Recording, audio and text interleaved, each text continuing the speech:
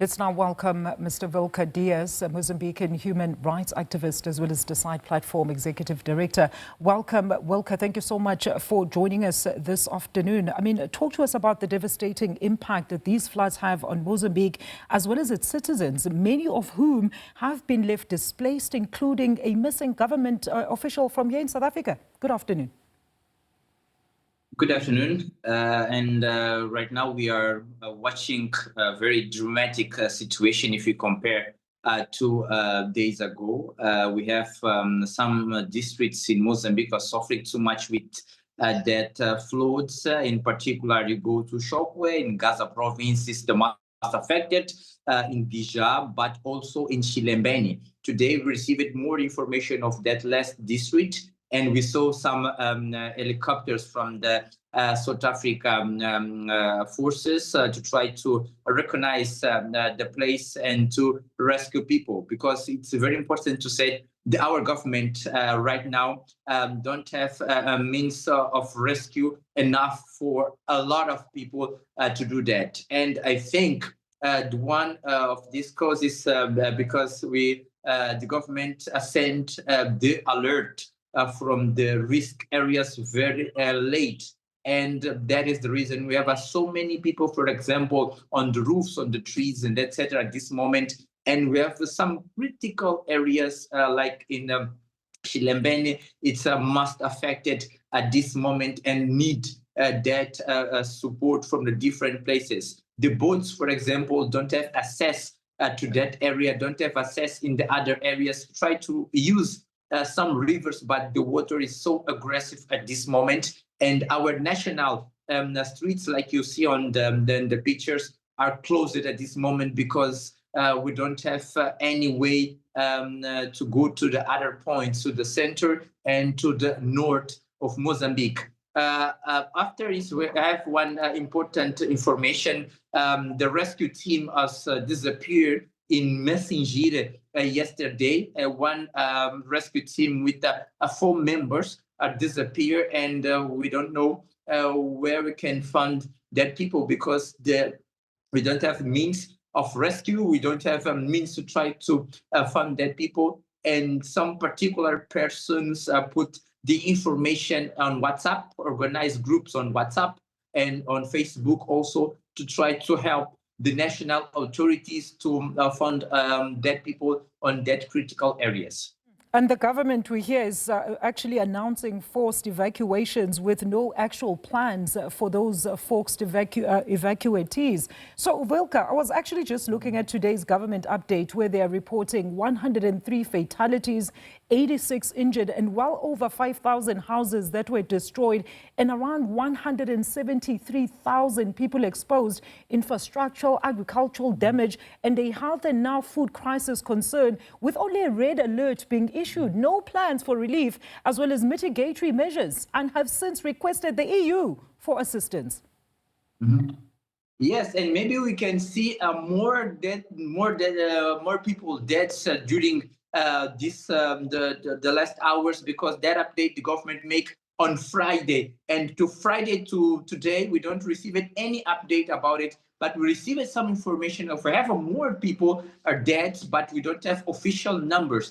And one important thing to say, the government said put the country in the red alert only on Friday, after 5 days. So it's terrible, because we don't have any plan, any strategic team for that, any action plan for the risk areas. And the only thing we see right now is to sit and try to help the society, civil society, try to help, because the government try to do their best, but don't have plans, don't have means of rescue, and etc. So we don't have anything to say right now. It's only to pray to God to maybe to stop the rain. That is the only solution for now, because if you look on the pictures, on the videos, this is the one dramatic situation, and we don't have ways to save a lot of people on that risk areas.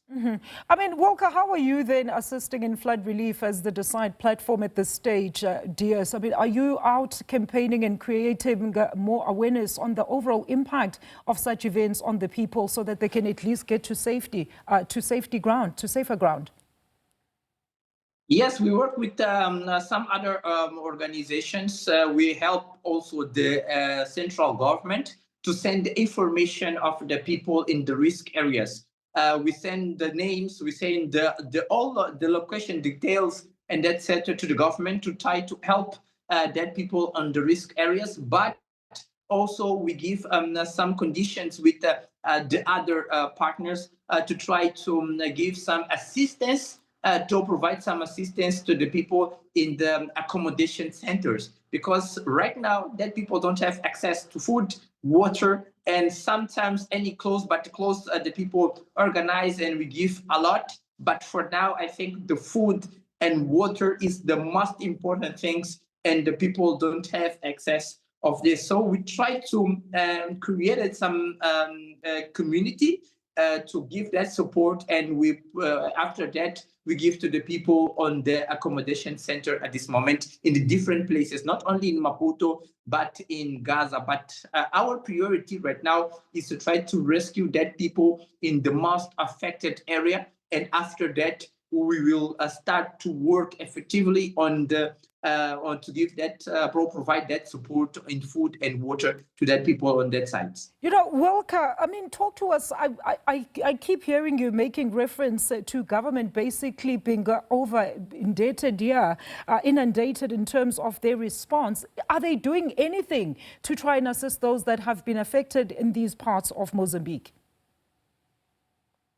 No, the government tried to give some assistance, but that assistance is not enough for our reality. And government, no, we have that historic or large historic natural disasters happen in Mozambique. But the most part of the times we see some actions on the days or 1 day before the natural disaster. So it's very bad. If you go, for example, to the center of Mozambique, in Buzi district suffering all years with the floods, but we don't find any solution to try to move that people to the other places or to create some safe place, and maybe we can I do not say disappear, but created some other place that people stay forever. So that is the one very big problem. We're not prepared, we not found solutions, and we have the all places, all times suffering with the same thing. We request support all times to the same thing, and I think this is not a solution. We have we have a globalization right now. We have the technology right now. Maybe it's the time to start to explore that type of things. We received, for example, 2 helicopters from South Africa, but maybe it's time to have our helicopters. Maybe it's time also to try to find other partners around our region to give that support days before of that floods to try to help. Maybe we can create some plans like that to try to save the people at this moment. Very concerning indeed. That is Mr. Wilker Dias, the human rights activist and Decide Platform Executive Director, on the devastating impact of floods taking place in Mozambique.